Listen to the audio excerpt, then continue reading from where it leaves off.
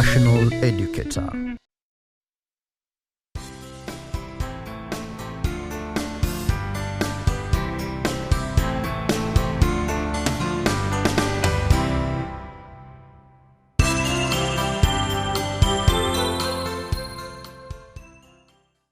Hello students, my name is Christine Babu, presenting History and Government, Form 1.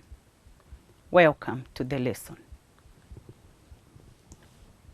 Our topic today is still on Introduction to History and Government, but the subtopic is Sources of Information on History and Government. Students, in our last lesson, we tried to bring the definition or the meaning of the word history, government. We went further and we looked at different types or branches of history. And also we explained the importance of studying history. We also continued and we looked at different types of government and the importance of studying government. And this topic as another subtopic whereby we are going to look at sources of information on history and government. Students, there are three main sources here. One, we have unwritten sources.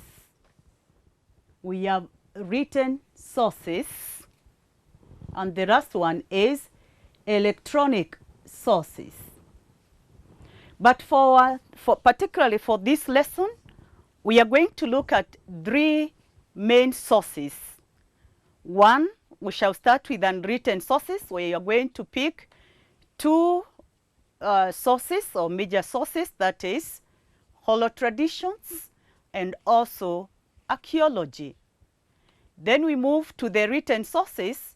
We are going to look at various examples of written sources, both the advantages and the disadvantages. So let's turn to our sources. One, we have oral or unwritten sources. In the unwritten sources, this one can be defined as unrecorded sources, or they are unrecorded sources. We have four main examples in this source. One of them is we have oral traditions. Two, we have archaeology. Three, we have linguistics. And four, we have anthropology. But I'm saying we are going to pick only two from here, that is oral tradition and then archaeology. Linguistics and anthropology, when you talk of the linguistics here, we are talking of the scientific study of languages. Anthropology is based on the study of man's culture. Let us go to our source that you have picked particularly for this lesson. One, oral traditions. We must understand what is oral tradition and maybe probably the examples. One, oral tradition can be defined as information acquired by word of mouth from one generation to the other or to the next generation. I repeat again, let's look at the definition. It's information that is acquired by word of mouth from one generation to the other.